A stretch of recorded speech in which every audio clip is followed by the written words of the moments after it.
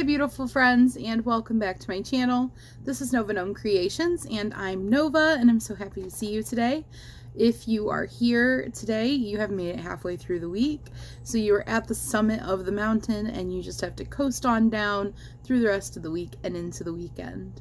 So good job to you. You made it halfway through the week. You can give yourself a big pat on the back. You're doing it. You're kicking butt. You're doing a good job. If this is your first time here, welcome to my channel. This is Gnome Creations, and we are a gnomey little community with the coziest corner, and we love to hang out. And if you don't know what those things mean, then maybe hang out a little while, and I think that you will very quickly start to see what the coziest little corner on YouTube is all about. This is a crochet vlog for the most part, but as with most vlogs, the content does also kind of mix around and sometimes not include crochet, but for the most part it is a crochet vlog, but there are people who watch my channel who do not crochet, so you are more than welcome here, regardless of what your hobbies are. This is just a warm and inviting place for you to come and take your worries and leave them outside the door and come into the cozy little corner and just relax. Just have moments where you don't feel the burdens of the world on you. Moments where you're like, I am good enough, I am enough. I can just sit here, pick up whatever project I'm working on, pick up a cup of coffee, pick up a tea, whatever it is that you feel like doing, and you can just relax. And you can have some company while you do that. So if you're not new here, welcome back, my Gnome. I'm so happy to see you today. I hope that you and your loved ones are taking care and doing the best that you guys can. Today is WIP Wednesday, and if you don't know what WIP Wednesday is, it is work in progress. That's what WIP stands for. And I'm gonna let you guys know what I've been up to. So, first things first, I started working on my Gnome of the Month, which, if you guys did not see the community tab, the Spring Deer won the Gnome of the Month voting that we did. That was so much fun, you guys.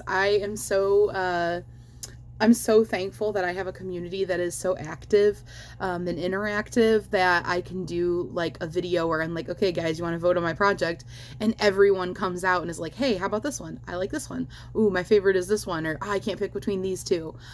Which was totally fine, by the way. What I ended up doing for those, because there were so many, and that would be me too. I'm really bad at picking favorites. I've talked about that before. I hate picking favorites. If I like things, then I like them and I love them and I want them to all I want them all to have their shining moment.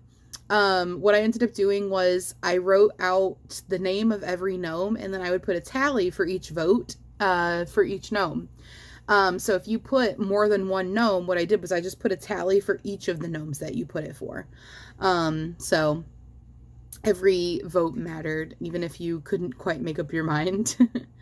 I am going to be drinking this coffee while we chit chat. It is this new creamer that I found at the grocery store that is Pop-Tarts. It is the brown sugar, is it like cinnamon brown sugar, I think, Pop-Tart flavor, but in a coffee creamer. So, and yes, it is very light colored because I am drinking cold brew and I wanted lots of cream flavor, but also that little kick of coffee flavor. So I love to drink cold brew to do that. Well, I love to drink espresso the most, but I don't have an espresso maker. But I love that flavor of like the coffee coming through, but I also really love the flavor of cream. So gotta have like a strong coffee to be able to balance it out. Okay, so I started working on my Gnome of the Month, and I actually ordered a little bit of yarn from Amazon, and I will give you guys a sneak little peek, and you'll know what it is. You guys know what this is? It is Red Heart Super Saver Retro Stripe. I wanted to make my Spring Deer gnome out of that. I just thought it would be so cute. So I got that in a couple days ago. night before last, and I started working on my gnome. So pretty excited about that.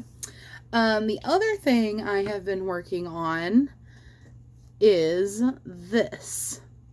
So what it is my sister saw this thing. I've started out many sentences like this, haven't I? My sister saw this thing on TikTok, I believe.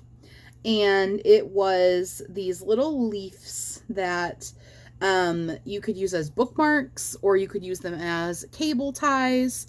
You could put them around like your headphones if you're wearing like a headset, and have like just like a little sprouting leaves coming off the top of it. Basically, you just kind of wrap it around.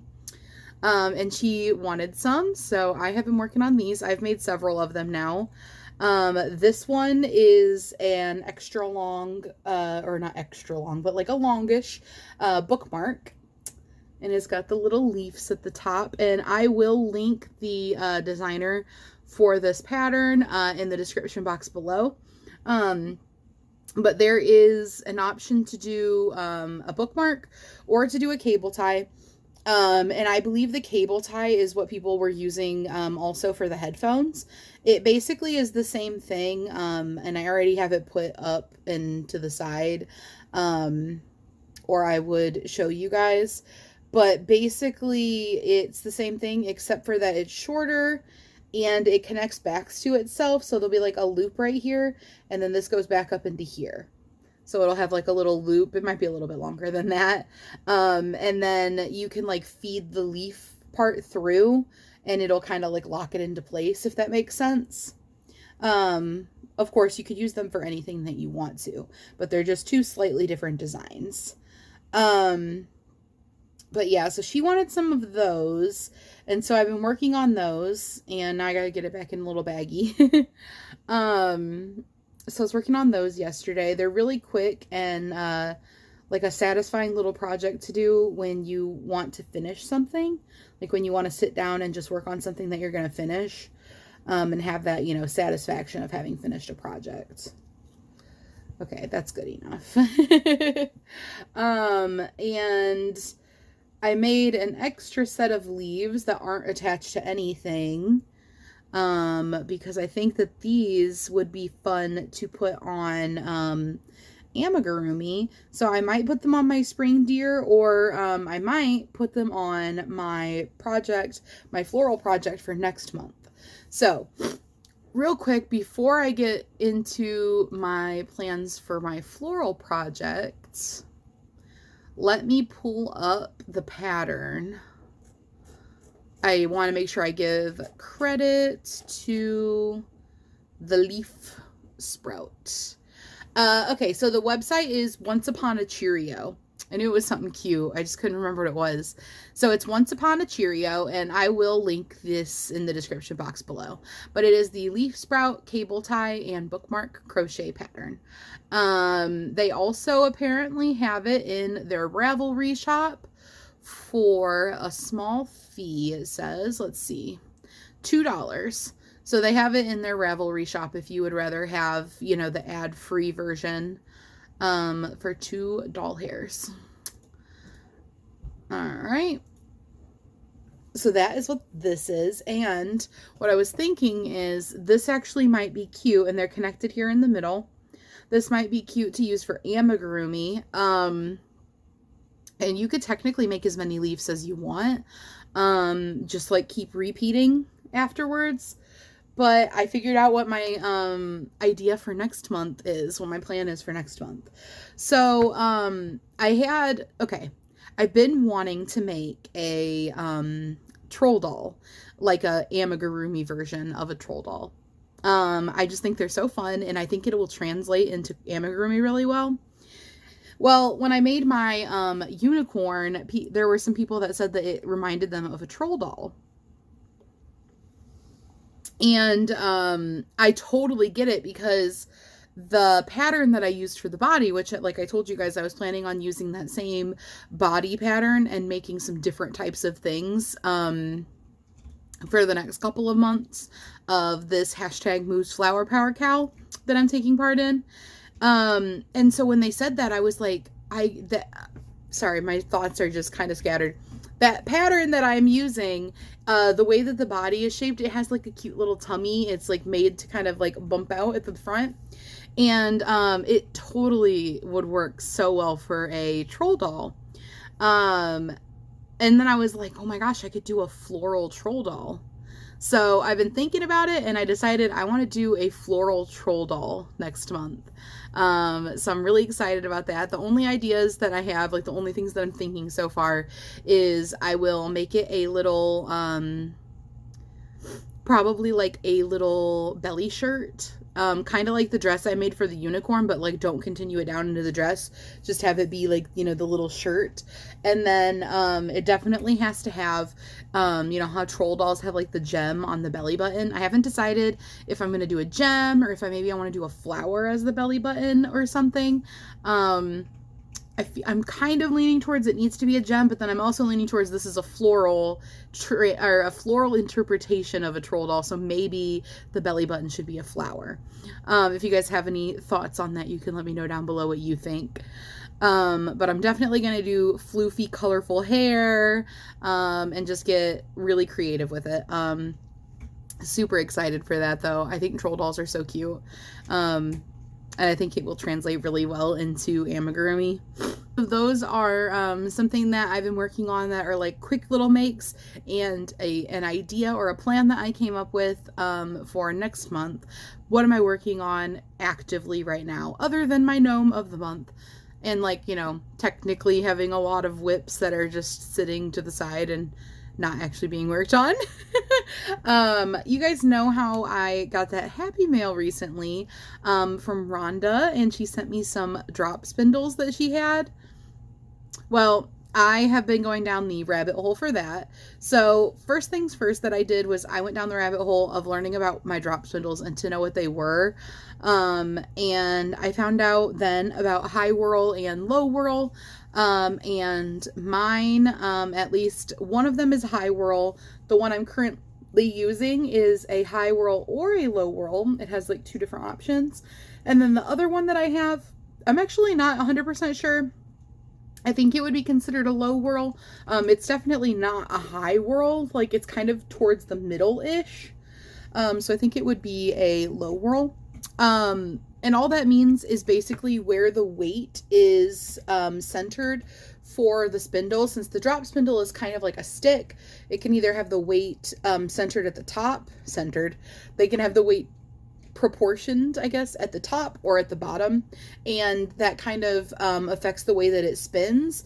And it's not going to make your work different or anything. It's just a preference. It's just whatever the personal preference is.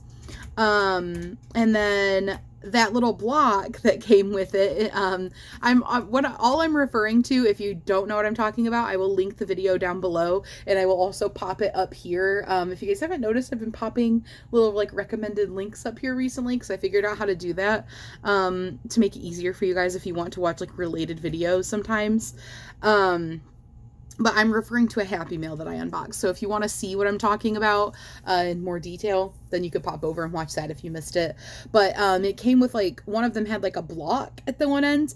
And I, goofily was like, I don't know what this block part is. It's a stand. I'm like 99.9% sure. It comes in and out of that very easily, and I realized I'm a total doofus, and it's a stand for your desk or wherever, and then you have your drop spindle that can rest in it. So it's not part of the drop spindle itself, which like should have been really obvious, but I just didn't even think about it. I was just like, ooh, what's this block part? Like, I've never seen this block spindle. And some of you guys were like, I'm pretty sure that's a stand. And I was like, when I saw those comments, I was like, yeah, that makes sense. So I went down that rabbit hole, and then I started finding out about what kind of fibers you use. So you use either roving or batting, which are like carded fibers, either with like the drum carder, which is like the kind that they can like put the stuff on and it spins on its own, which actually, if you guys are interested in seeing more about this stuff, Llama Mama Kayla just did a video where she went to a little field trip with a fiber artist that does this stuff, who like spins yarn, drop spindles it, spins it on a spinning wheel. She has like a drum carder. The coolest thing ever. Since I have been currently going into this rabbit hole, it was literally like, I literally had so much fun. I watched that whole video, and then I went and found that girl on social media, and she just seems so sweet, and I was just so inspired. Very, very cool video. But if you want to see what a drum carder looks like, or like kind of the process, definitely check that video out, and I will link it down below also. And then, so like, basically the difference between like the roving and the batting, from what I can tell, is the roving is like thinner like sections, more which you're gonna feed directly in, and batting is like larger pieces where you're gonna have to like work pieces off of it more. Well, I don't have any of that, obviously. But what I do have that I had actually been hoping to use to spin yarn, that I've actually had since like the beginning of my crochet journey, is this. And I probably have shown this before. This was a Hobby Lobby yarn called Stretched Taffy. Early in my crochet journey, I would go to the store and I would just buy whatever looked cool in the yarn section. I had no idea what I was doing. I had no idea like what size hooks I was supposed to be using with stuff, or what types of things were made or like used to make certain types of things. But I bought this because it looked cool. And I actually, if I remember right, I think hubby is the one who grabbed it and was like, "Oh my gosh, you have to do something with this."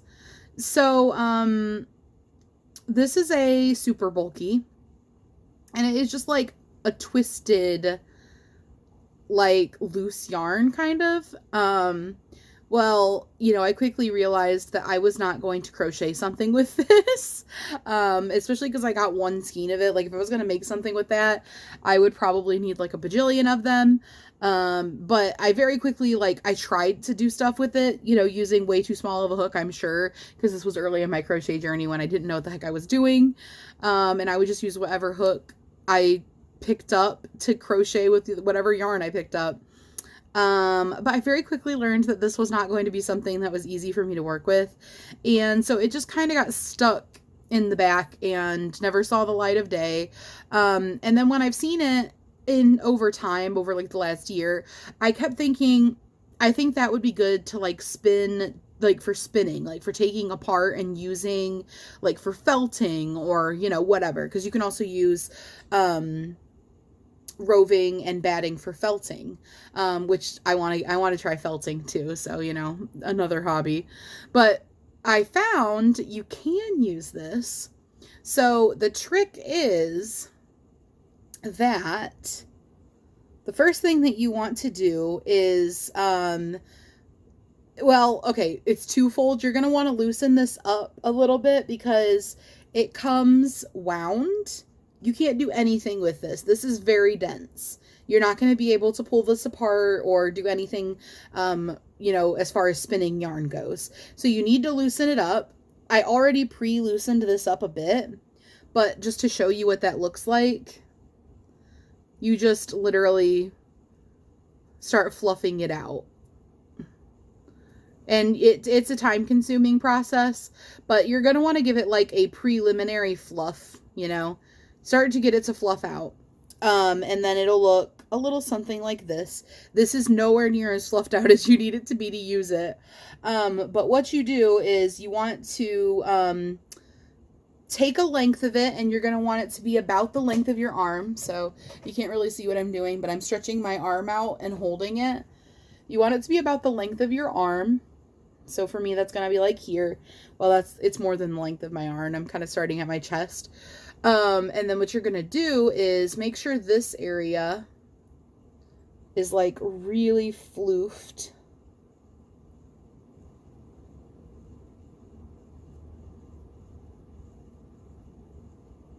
Okay. That might be enough. We'll see. Make sure it's really floofed out, and then you're gonna do that. So it was definitely floofed out enough. And then the other thing that you're gonna do, and you can either do it at this step or the step before, but I already did it with this one, was you may notice that this seems kind of thinner.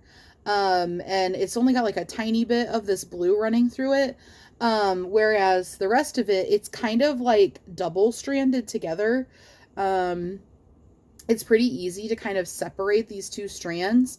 I separated these two strands to make it more manageable and thinner. You don't need more than that. So I separated the two out, and then I work with them as their own pieces. So then once you have this, you're going to really sit there and you're going to work on floofing it out. You need it to be nice and soft and spread out, and everything. And the reason is when it's all in the like yarn form over here where they have it kind of twisted, it's very dense and compacted together. You're not going to be able to pull apart the fibers if they're like that. And when you're working on weaving them in, or when you're working on drop spindling them, you have to be able to kind of stretch the fibers and put them to the thickness that you want to, and you're only going to be able to do that if the yarn is like all soft and pliable and not, or the fibers are all soft and pliable and not like compacted together like this. But you guys want to see what I've done so far? I have not done a whole lot, but I have done this. So I've got this big old basket sitting here of yarn, so I have to kind of work around that to show you guys what I'm talking about. So here is what I've gotten so far. So the first section that I took off was one of these orangey sections like this. And then the second section, which was the other half of this piece, was blue. So, well, mostly blue. So that's why you get the two different like variegations going on. Trying to, there we go. That'd be the best way to do it. So you can see what I've got going. My thicknesses are not super consistent, but this is my first learning piece, and hence why I'm using this. Instead of running right out and buying some like, you know, roving or something, because I figured why not use what I have on hand already, to learn with, and then I will actually get kind of an upgrade when I buy like actual roving and stuff. So the way that I finish mine off, when I get to the end of the piece I have, is you have to leave a little piece because you're going to use this to connect on to the next piece of fiber, the next like, you know, chunk of your fiber that you're using. And then I actually have these little clips from the Dollar Tree that I love. I use them so often in my crochet. I highly recommend these. You get like a pack of 6 of them. Honestly, I should buy more of them just because in case they ever discontinue them. These are so integral into my crochet at this point. But anyway, I just pin the top of it to the top little hook, and it keeps everything from unraveling and keeps everything nicely in place. If I'm stopping before this piece is finished, I just do the same thing, and then I take this down and I wrap it around my whirl, my stick, whatever. I'm not sure what the anatomy of this would be called. But yeah, so I am officially spinning yarn. Is that not so cool? Super, super, super, super, super, super, super, super cool. And then this is 1 ply. So, you can have just a single ply yarn, but more than likely you're going to want to ply it together, and you can do as many plies as you want. I'm probably going to do 2, so I'm going to probably do this, and then when I get a whole bunch more worked up, go through, and you actually use your drop spindle to ply together multiple plies of yarn. Also, you would just like drop spindle it basically the same way that you do this. You just have the 2 different strands that you're kind of working together. And then I haven't gotten super down the rabbit hole yet, but I think to like lock everything in place, you have to wash it or something. But right now I've just been working on it like in sections like of knowledge. So right now I'm in the process of doing this. I've looked ahead a bit at the plying together portion because that'll be what's next, but I haven't looked beyond that quite yet. I will link in the description box below the video that I have found the most helpful in my researching and learning how to do this, and that is going to be Fiber Spider. Fiber Spider actually has a video about how to drop spindle. It's like an hour long, and he just like really goes into it with you, just like a very chill sit down, like, you know, a friend hanging out and explaining to you in detail how to do everything. And that is the way that I love to learn things, especially things that are like completely new to me. So his was not the first video I watched. I was just like YouTube searching and I watched several videos, but his was the video that I was like, okay, you're the one that's like, this is the style that I need. So I'll link his video down below. Of course, if you're interested in this, you could do your own searching around on YouTube and whatnot. But that's the one that has like been the one that clicked for me. So I thought that that might be one that clicks for you guys too. But that is what I'm working on for this WIP Wednesday. I hope that you guys are having a wonderful day. I hope that you guys are taking care of yourselves and taking some time for you. Let me know down in the comment section what you are working on for WIP Wednesday. What have you guys got going? Are you crocheting something, knitting something, painting, whatever you're working on? Like, what kind of stuff are you up to?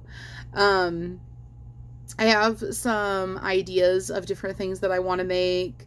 I've even been thinking about, like, if they do Luck of the Draw, if Nan's Next Knots channel, if she does Luck of the Draw again, what am I going to do for my next Luck of the Draw? Just been having those gears turning in my head. And I am going to be working on figuring out my layout for my scrumbles soon. I decided, I dug around, well, hubby helped me dig around and kind of try to find some spare fabric that we didn't mind cutting into the shape that we want, well, that I want, for the shawl, the freeform shawl that I'm making. So I've got like an outline drawn on it, but need to actually cut it out. And then I'm going to start getting all the scrumbles out, laying them on there, and seeing what we are looking like. Tomorrow's scrumble is going to be really fun. I actually am going to be working on that today, so it's going to be another WIP. I actually haven't started it yet, but tomorrow's video's scrumble is variegated. And it's always super fun to play with variegated yarns, especially when you're doing scrumbles. It's like, this is going to be an interesting scrumble. But yeah, that's what I've got going on, you guys. I hope you guys are doing well and taking care, and I will see you guys tomorrow for Luck of the Draw.